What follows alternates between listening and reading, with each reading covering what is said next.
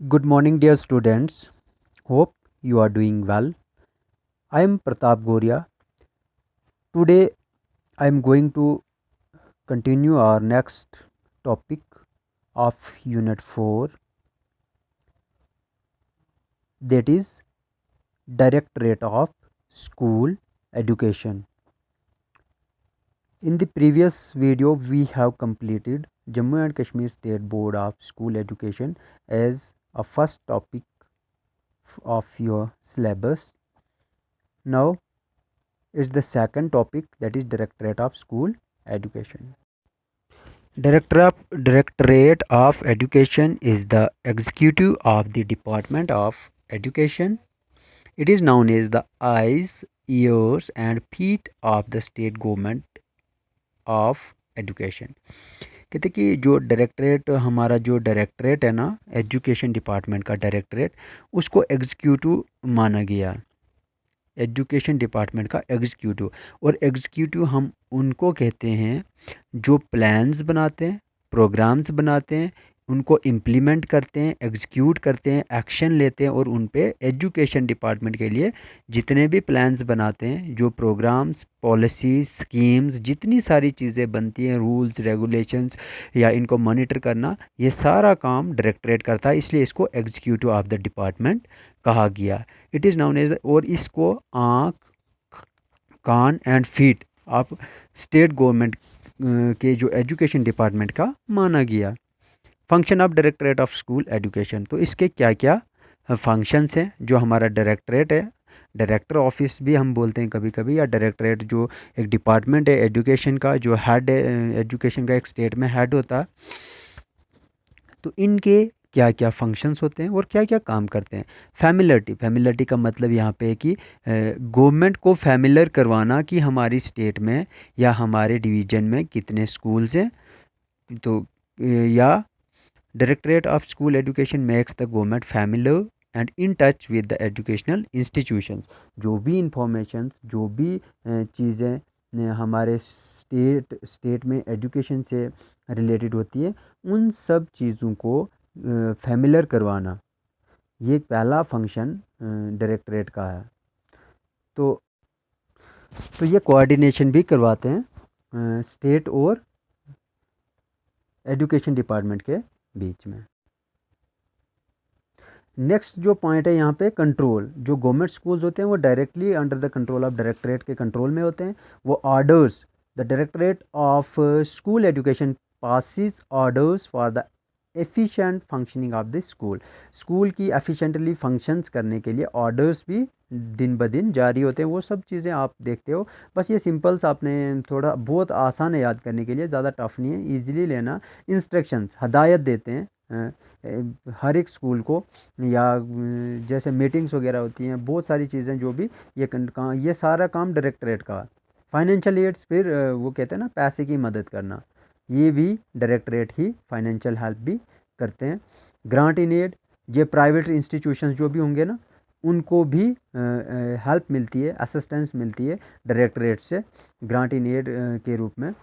तो ये काम भी डायरेक्टरेट ऑफ स्कूल एजुकेशन का है। नेक्स्ट जो है, the function assign to the directorate education includes, और इनके कुछ और भी फंक्शंस हैं।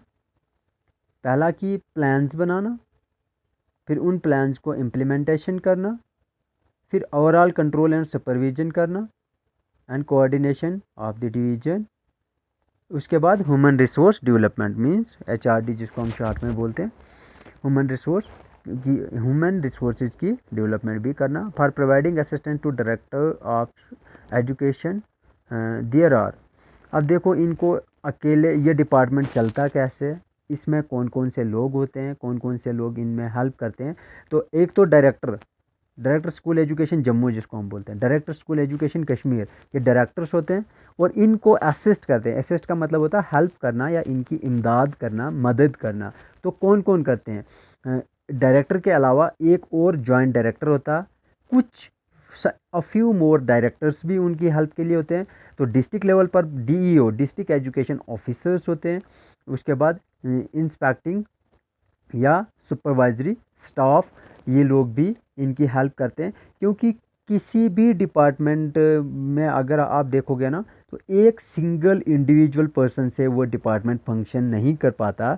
तो in collaboration with other officials, बहुत सारे मुलाजिम मिलके किसी भी डिपार्टमेंट को चलाते हैं। वैसे भी इनको, इस डिपार्टमेंट को एग्जीक्यूटिव डिपार्टमेंट, ये एजुकेशन सिस्टम का, तो इनका काम है प्लान्स बनाना, एक्शंस लेना, रूल्स बनाना और एक नई नई पॉलिसीज़, न्यू इनोवेटिव टेक्निक्स को अपनी स्टेट में इम्प्लीमेंट करना होता है। तो ये सारे फंक्शंस आपने लर्न करने, जैसे ये सामने लिखे हुए हैं 3-4 फंक्शंस, इसके अलावा और भी आप लिख सकते हो। अब दूसरी बात आपको पूछ सकते हैं कि इनको असिस्ट कौन करता, तो ये आपने जो लिखा, functions assign to the school education at the district and zonal level. अब डिस्ट्रिक्ट एंड जोनल लेवल पर क्या क्या फंक्शंस, वही आ गए जो ये 4 फंक्शंस है, आपने ये फंक्शंस भी लिख देने हैं। Formulation of plans, administration and control, implementation of plans, monitoring of schemes, जो भी स्कीम्स बनाते हैं उनको मॉनिटर करना, मींस उनको सुपरवाइज करना, देखना कि क्या वो सही तरीके से इम्प्लीमेंट हो रही है या नहीं, फिर उनकी सुपरविजन करना, कोऑर्डिनेशन करना, फाइनेंशियल मैनेजमेंट। ये सारे जो फंक्शंस हैं डिस्ट्रिक्ट एंड जोनल लेवल पे भी शामिल होते हैं। ठीक है बच्चों, ये आपने ये पॉइंट्स आप तब लिखोगे जब आपसे एग्ज़ाम में ये पूछा जाएगा कि एक डिस्ट्रिक्ट लेवल पर या जोनल लेवल पर इस डिपार्टमेंट में, डिपार्टमेंट ऑफ एजुकेशन के या स्कूल एजुकेशन के क्या क्या फंक्शंस होते हैं। तो डिस्ट्रिक्ट लेवल पे आपको पता है हमारे वर्ती चीफ एजुकेशन ऑफिसर साहब, सीओ साहब जिनको हम बोलते होते हैं, और इन के साथ और भी बहुत सारे ऑफिशियल्स होते हैं जो प्लान्स बनाते हैं, और उनको एडमिनिस्ट्रेशन एंड कंट्रोल भी एडमिनिस्ट्रेशन को होल डिस्ट्रिक्ट के अंदर वो करते हैं।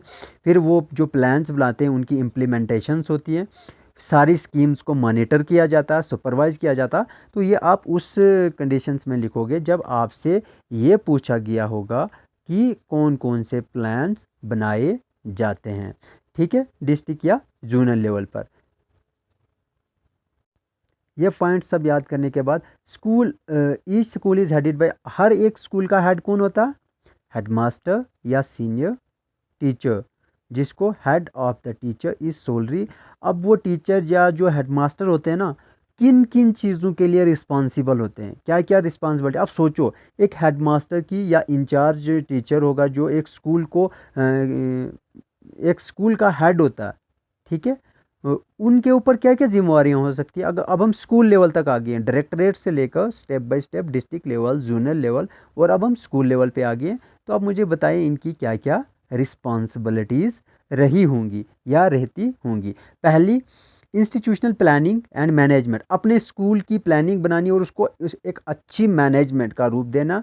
फिर एग्जीक्यूशन ऑफ स्कीम्स, जो भी स्कीम्स बनाइए कि हमने किस मेथड से बच्चों को पढ़ाना, कौन सी टेक्निक्स अप्लाई करनी है, उनकी एग्जीक्यूशन करनी। फाइनेंशियल मैनेजमेंट, पैसा कहाँ पे कैसे मैनेज करना। मोबिलाइजेशन ऑफ रिसोर्सेज, हमारे पास कौन से रिसोर्सेज अवेलेबल है और उनको कैसे यूटिलाइज करना, बच्चों को कैसे वो सारी चीज़ें प्रोवाइड करनी है।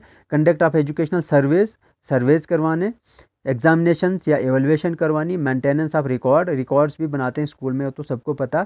Supervision and control. तो ये कुछ रिस्पॉन्सिबिलिटीज़ होती है एक हेडमास्टर की। आपको पूछ सकते हैं कि क्या क्या रिस्पॉन्सिबिलिटी होती है हेडमास्टर की या इंचार्ज टीचर की, तो उसमें आप ये 7-8 पॉइंट्स लिख सकते हो। कि पहले तो प्लानिंग तो हर जगह होगी, आप चाहे आप डायरेक्टर लेवल पे चले जाओ या छोटे स्कूल्स लेवल पे आओ, प्लानिंग होगी, उसकी एग्जीक्यूशन होगी।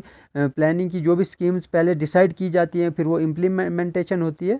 तो ये चीज़ें आप आराम से लिखोगे।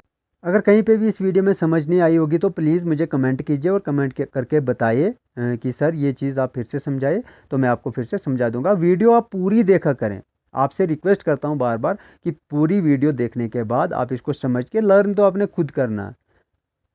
ठीक है, मिलते हैं नेक्स्ट वीडियो में, तब तक के लिए धन्यवाद।